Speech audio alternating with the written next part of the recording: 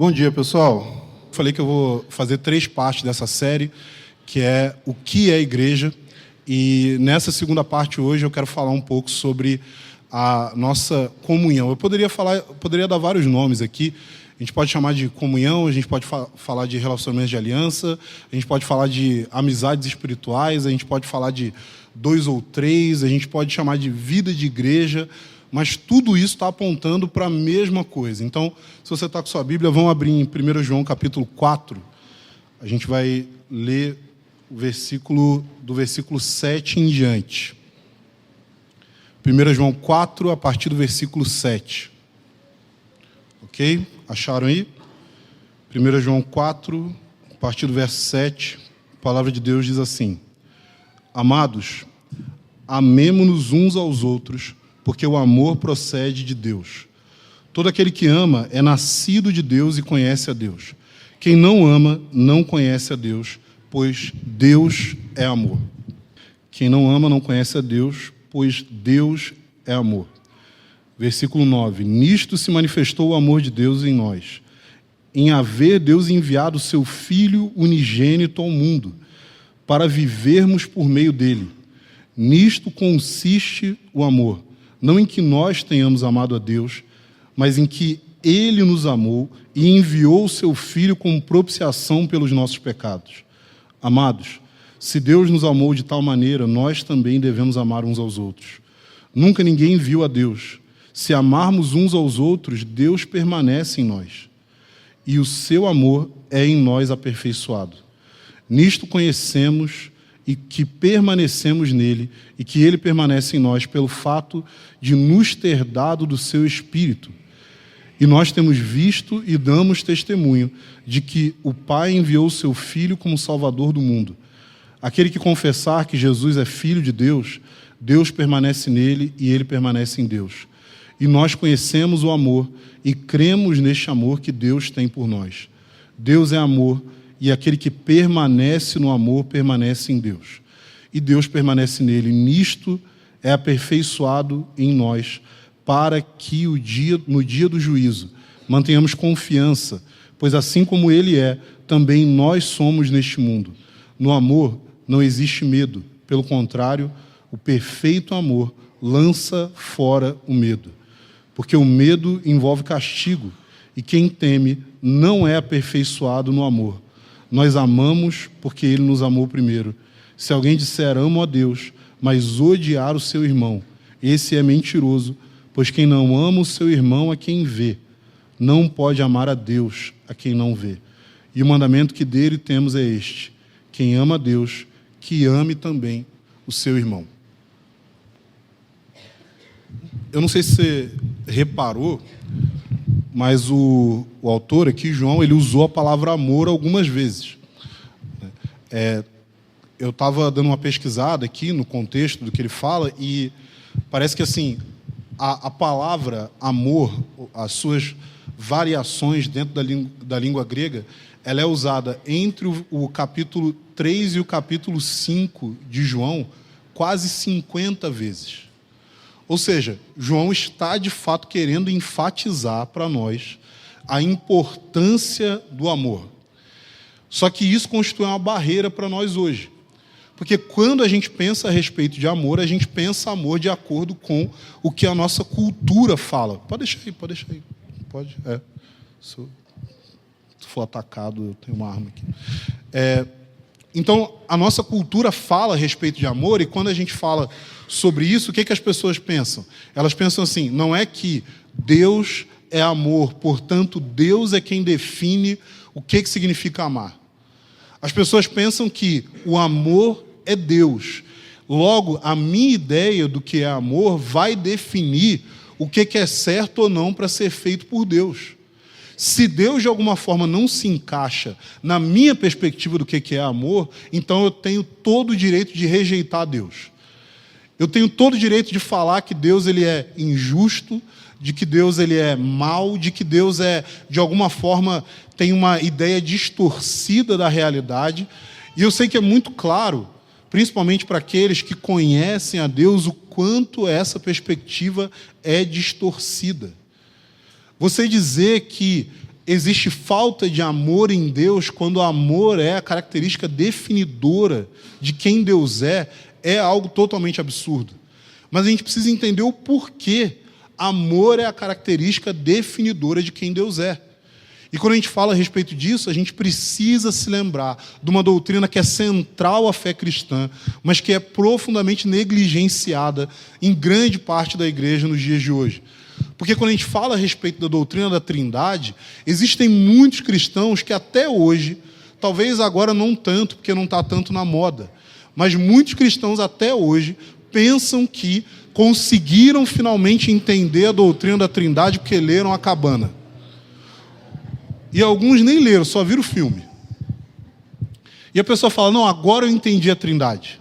Agora eu entendi a Trindade porque eu li esse livro, porque eu vi esse filme, porque agora eu tenho uma compreensão do que é o amor de Deus, mas a questão é que o que é representado ali não tem a ver com o amor de Deus. O que é representado ali tem a ver com moldar Deus de acordo com a nossa cultura. Porque a nossa cultura hoje, ela está tão impregnada pelo pecado, como outras culturas estiveram ao longo da história, que a ideia de Deus ter o direito de punir alguém com o inferno, que a ideia de Deus ter o direito de fazer o que Ele quiser com as suas criaturas, é algo que nos escandaliza. Por quê? Porque os verdadeiros deuses para nós somos nós mesmos. É o meu bem-estar. É aquilo que eu acho bom, é aquilo que me agrada, é aquilo que me deixa confortável, é aquilo que faz com que eu me sinta bem.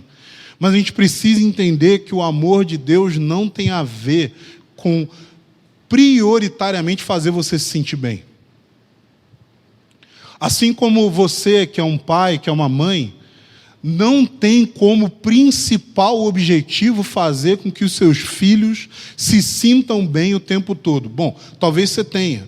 E se você tem isso como objetivo, fazer os seus filhos se sentirem bem o tempo todo, serem livres de qualquer tipo de sofrimento, de qualquer tipo de problema, de qualquer tipo de incômodo que possa vir sobre a vida deles, se esse é o seu objetivo, parabéns.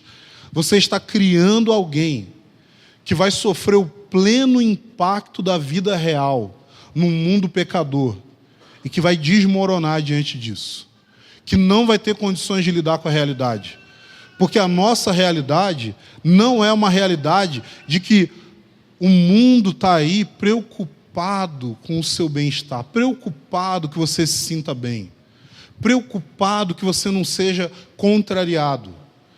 Por mais que a sociedade ao nosso redor tente criar um ambiente onde as pessoas estão preocupadas, não, mas eu não posso ofender alguém, mas eu não posso causar microagressões. Gente, microagressões é uma expressão maravilhosa. Eu imagino alguém fazendo assim, ó. É uma microagressão que você faz com alguém. Mas para quem não sabe, microagressão tem a ver basicamente com você falar uma coisa que de alguma forma, muito pequena e sutil, ofende a outra pessoa.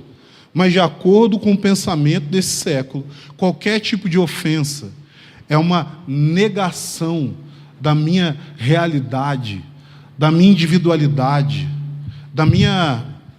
do meu direito de viver. Qualquer coisa que seja contrária a mim é um negócio que precisa ser totalmente eliminado. Esse é o pensamento dos dias atuais. Mas isso não é a realidade da vida. Isso não é a realidade do mundo.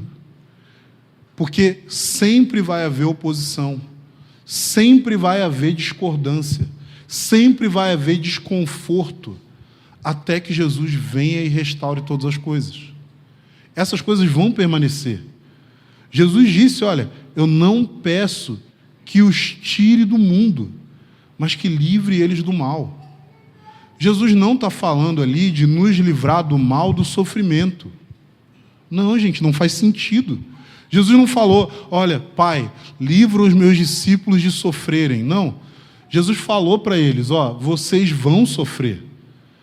Eu estou enviando vocês como ovelhas em meio a lobos.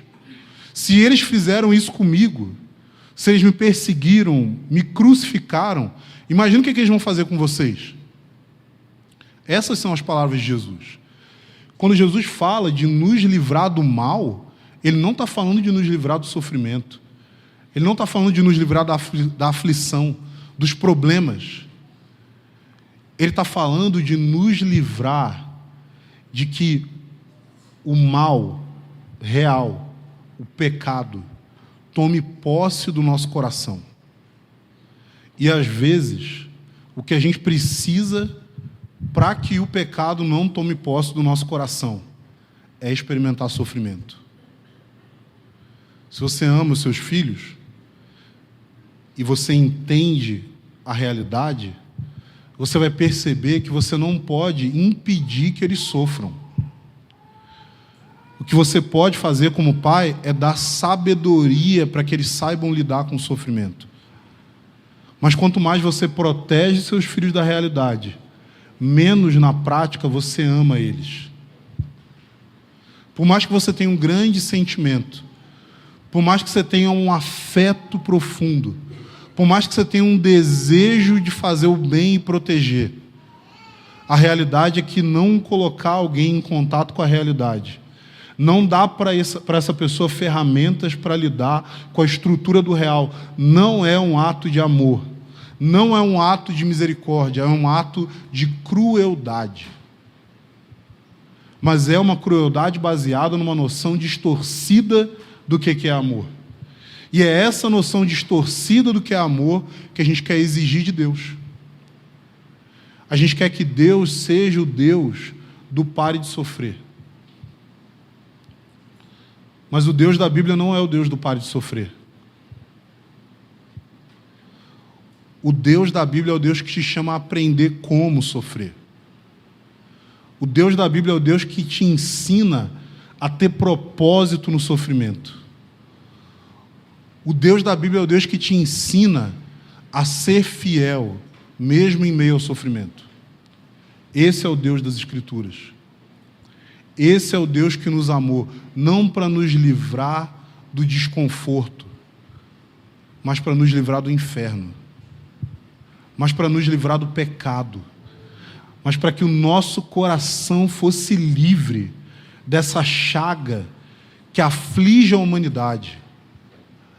Mas enquanto a gente vive uma vida que está buscando ser livre desse sofrimento, do qual todo mundo ao nosso redor está correndo, todo mundo está tentando fugir do sofrimento. Todo mundo está tentando buscar o máximo de prazer e o mínimo de sofrimento, de acordo com o olhar dessa era.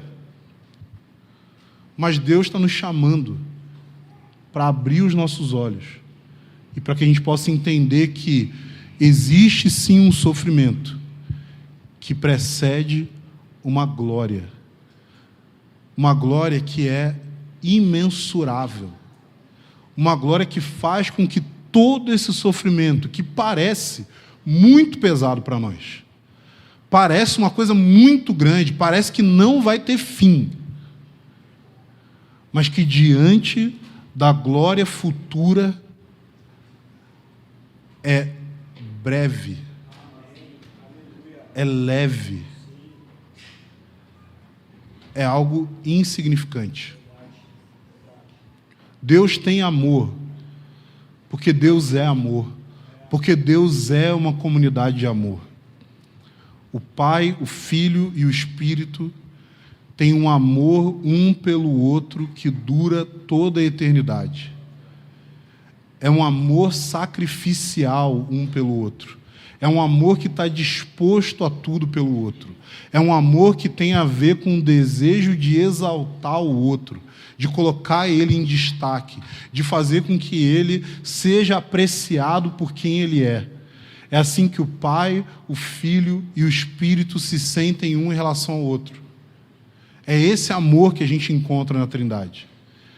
E a passagem aqui que a gente leu, João está o tempo todo enfatizando a necessidade de reconhecer, experimentar, desfrutar desse amor de Deus.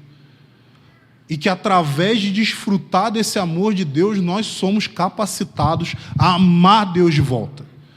Se você não experimenta o amor de Deus, você não tem condições de amar a Deus. Você precisa de Deus para poder amar a Deus. Porque se você não tiver Deus, você não tem condições de naturalmente amar Ele. E às vezes a gente fica se martirizando pensando, cara, por que eu não amo mais a Deus? Você quer saber a resposta? Você não ama mais a Deus porque você está focado na sua performance e você está se impedindo de olhar para o amor dele. Sabe por quê? Constrangimento. Medo. Medo é a palavra-chave aqui. Por isso que João vai dizer, o perfeito amor, ele lança fora o medo. Porque o medo tem a ver com castigo.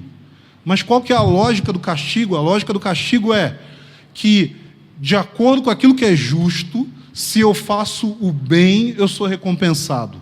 E se eu faço o mal, eu sou punido. Se esse é o meu pensamento, então o que eu vou concluir? Se eu faço o mal, que é o pecado, Deus vai me punir. Se eu faço o bem, que são as obras de justiça, Deus vai me recompensar. E aí eu tento viver uma vida cristã baseada nessa lógica, esquecendo do fato de que Deus já disse na sua palavra, você não é capaz de bem algum. Você é mau, você é pecador. Em Romanos, Paulo vai dizer para nós, não há um justo. Ele está citando passagem do Antigo Testamento, dizendo, olha, não tem ninguém que seja justo, não tem ninguém que faça o bem, não tem ninguém que busque a Deus. E por que ele está afirmando isso categoricamente? Ele vai explicar. Ali mesmo no livro de Romanos ele vai dizer, olha, a lei veio e ela mostrou o nosso pecado. Para quê? Para que toda a boca se cale diante de Deus. Tem gente que fica ofendida quando ouve que é mal. Tem gente que fica ofendida quando ouve que é pecador. A pessoa fala assim, não, eu não sou pecador. Eu aceitei Jesus, eu recebi Ele na minha vida, agora eu não sou mais pecador e tal. Tá, então quer dizer que você não peca. Você não peca. Você não pecou hoje. Não, beleza, talvez. Não, hoje você teve vitória. Desde que você acordou até agora, você não pecou. Você não pecou. Você não teve nenhum pensamento mau. Você não teve nenhuma atitude errada. Você não teve nenhuma disposição de coração. Você não deixou de fazer nada do que você deveria fazer. Você cumpriu na sua essência todos os 10 mandamentos.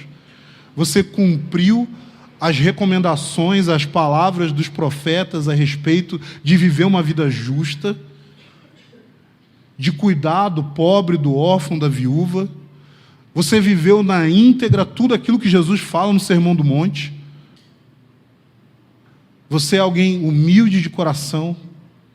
Você é um pacificador. Você é alguém que tem sede e fome de justiça. Você é alguém que não olhou para nenhuma pessoa com uma intenção impura. Você é alguém que nunca se exaltou, em todo esse momento você não se exaltou por nenhuma coisa boa que você fez.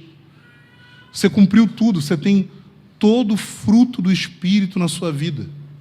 Tudo aquilo que é dito ali de bondade, benignidade, tudo aquilo que é falado sobre o tipo de coração que você tem que ter, todas aquelas coisas são reais na sua vida. Você não deixou de cumprir nada disso no dia de hoje. Talvez até ontem, nessa semana que passou, você tem vivido uma vida perfeita. Você não tem pecado. João vai dizer que você é um mentiroso. Se dissermos que não temos pecado, nós mentimos. Você é um pecador, porque você peca. E você peca, porque você é um pecador. O amor de Deus não tem a ver com fazer com que você seja aceitável para Ele poder te receber. O amor de Deus tem a ver com olhar para você na sua miséria e trazer você para perto, independente do quão sujo você está. Porque não é a cobrança, o mandamento, a exigência, ou qualquer uma dessas coisas que faz com que você se torne santo. O que faz com que você se torne santo é a experiência transformadora do amor de Deus.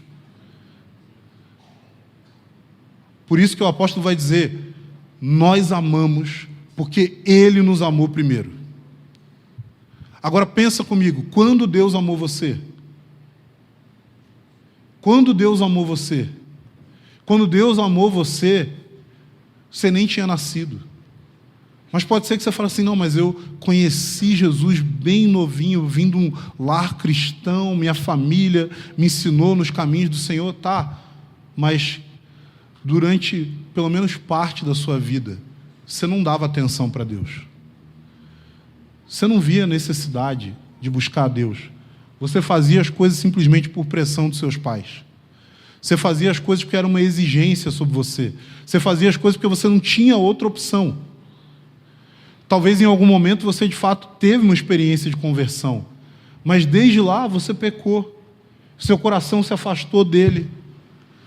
Você colocou outras coisas no lugar, você estabeleceu ídolos na sua vida.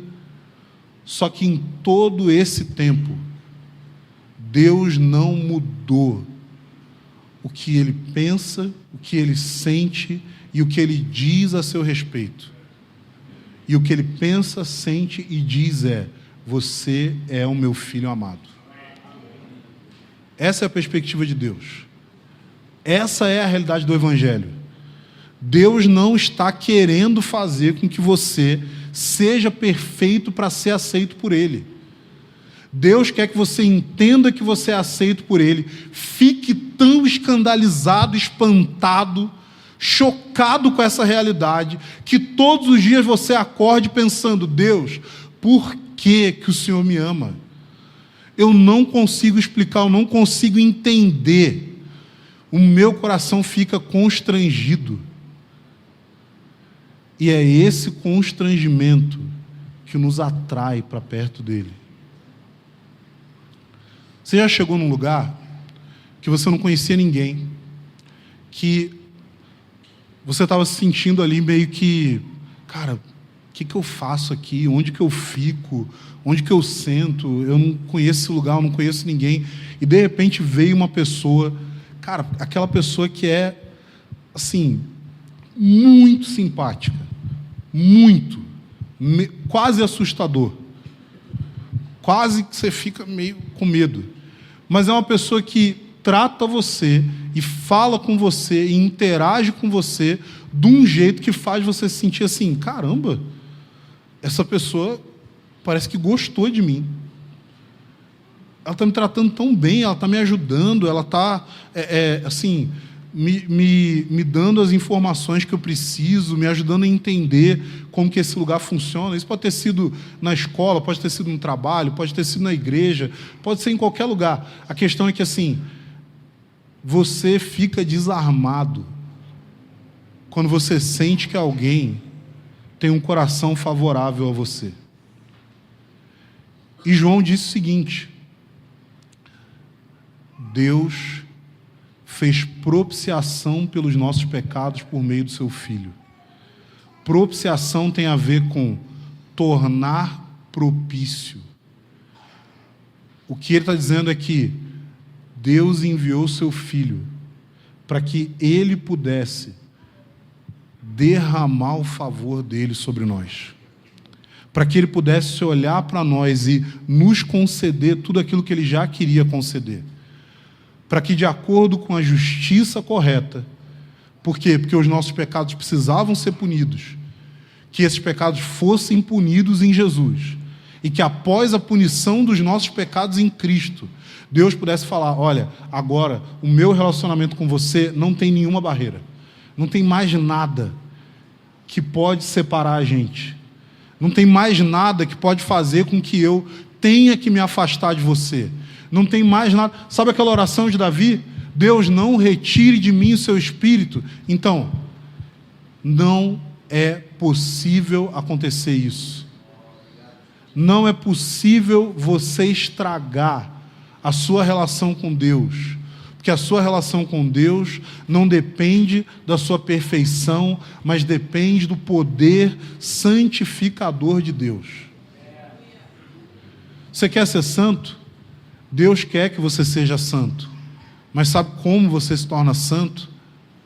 Através de contemplar Ele. Você não vai ser santo longe de Deus. Para com essa história de querer se afastar dEle, para se consertar e depois voltar. Você não vai conseguir. Ninguém vai conseguir. É impossível para nós.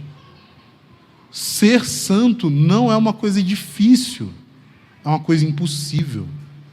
Porque em algum momento, os mandamentos de Deus, os padrões dele, cara, o caráter dele, em algum momento, isso vai esbarrar nas nossas limitações.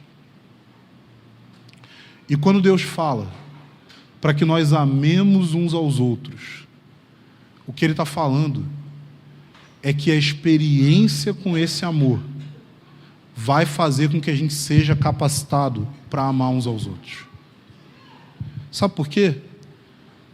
João disse, o perfeito amor lança fora o medo. Sabe qual é a nossa maior dificuldade? Não é entender as linguagens que são usadas. Ah, porque vocês falam 2 ou 3. O que é 2 ou 3? Ah, não, aí mudou, a expressão é amizade espiritual, relacionamento de aliança. Gente, o que a gente está falando é basicamente o seguinte: nós, como igreja, fomos chamados para viver uns com os outros, de maneira que a gente compartilhe não só a nossa jornada, mas também o nosso coração. E sabe o que impede a gente de fazer isso? Medo. A gente tem medo. Medo de confiar no outro. Medo de ser traído. Medo de ser rejeitado. Medo de ser desprezado. Medo de que as pessoas descubram de fato quem nós somos. O que tem no meu coração. Eu tenho medo de me expor, de me dar a conhecer, de falar a verdade, porque eu aprendi que eu preciso fingir para ser aceito. Eu aprendi que eu preciso fazer algo para agradar o outro. Eu aprendi que eu preciso viver de uma forma que mostre para as pessoas o meu lado bom e esconda o meu lado ruim. Mas se você entender que o amor de Deus lança fora o medo, Ele tira esse peso do nosso peito, Ele faz com que a gente não tema mais, Ele faz com que a gente possa olhar para Ele e falar assim: Deus me ama profundamente, Deus me recebe como filho, Deus me aceita, não porque eu estou tentando melhorar, mas porque eu sei que Ele vai me transformar. E quando a gente experimenta esse amor de Deus na profundidade do nosso coração, isso tira também o medo que nós temos de interagir uns com os outros. Você sabe o que é a igreja? Igrejas são pessoas amadas por Deus, que amam a Deus e amam uns aos outros. Nessa ordem. Você é amado por Deus e aí você ama Deus. Você é amado por Deus e aí você ama o próximo. Você é amado por Deus e aí você constrói relacionamentos onde você pode se entregar de coração sem medo do outro. Quer dizer que o outro não pode te ferir? Quer dizer que o outro não pode te trair? Não, gente, não é isso. C.S. Lewis disse, né, que se você tem medo de amar, se você tem preocupação, se você não quer ser ferido de forma alguma, você não deveria amar nenhum cachorro. Porque até o cachorro pode te trair. Ele pode acabar com seus móveis, pode fazer xixi no negócio seu, ele vai te decepcionar também. Mas eu lembro de uma ilustração que o Larry Crabb usa num livro dele, e é um livro que ele está falando sobre casamento, mas isso eu acho que serve para qualquer tipo de relacionamento. Ele fala que existe um abismo das nossas expectativas, e que às vezes a gente quer se lançar no outro para confiar nele, mas a gente tem medo desse abismo e a gente hesita. E aí, o que o Larry Crabb vai dizer é o seguinte: quando a gente está firmado no amor de Deus, existe uma corda que não vai deixar a gente cair nesse abismo, mas que a gente vai poder se lançar, e se não houver correspondência, tem algo que nos segura. Igreja é um bando de gente que não tem medo de se lançar nos relacionamentos, porque não está colocando sua expectativa, sua esperança, sua identidade nas relações, mas em Deus. E por causa de Deus, está se lançando nas relações. Gente, na prática, isso quer dizer o seguinte: você precisa cultivar relacionamentos. Eu não estou dizendo que você precisa ir em todo rolê que a galera vai.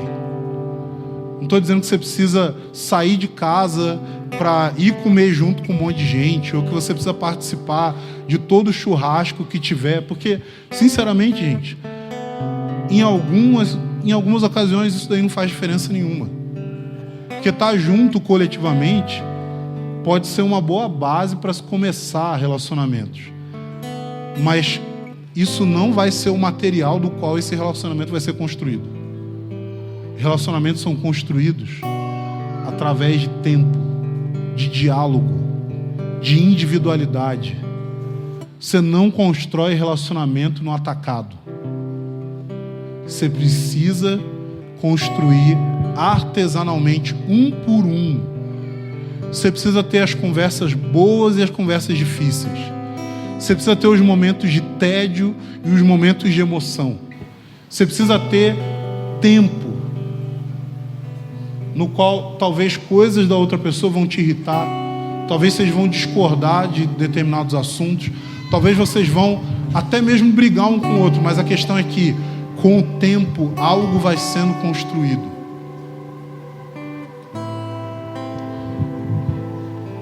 O amor que lança fora o medo é o amor que nós recebemos de Deus. E esse amor nos capacita a pular sem medo, sem ficar preocupado em afundar nas expectativas, mas simplesmente confiando: olha, eu vou investir, eu vou procurar, eu vou abrir o meu coração, e pode ser que não vai haver correspondência, pode ser que não vai dar certo minha amizade com essa pessoa, pode ser que a gente descubra que nem tem tanta coisa em comum, que nem tem muito assunto para conversar, ou eu posso descobrir que essa pessoa simplesmente ela quer relacionamentos superficiais. Tudo bem, gente. Tem gente que fica com medo profundo: ah, mas eu vou começar a me relacionar com alguém novo e tal. Gente, eu posso falar da minha experiência. Eu nunca fui a pessoa que gostava dos ambientes coletivos e agitados. Até hoje, numa festa, eu não sei onde eu fico. Eu fico procurando assim, onde que eu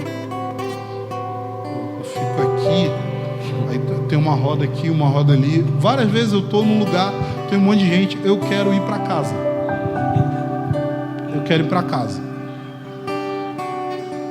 Mas o que eu sempre tive necessidade foi isso, assim, de, cara, sentar junto.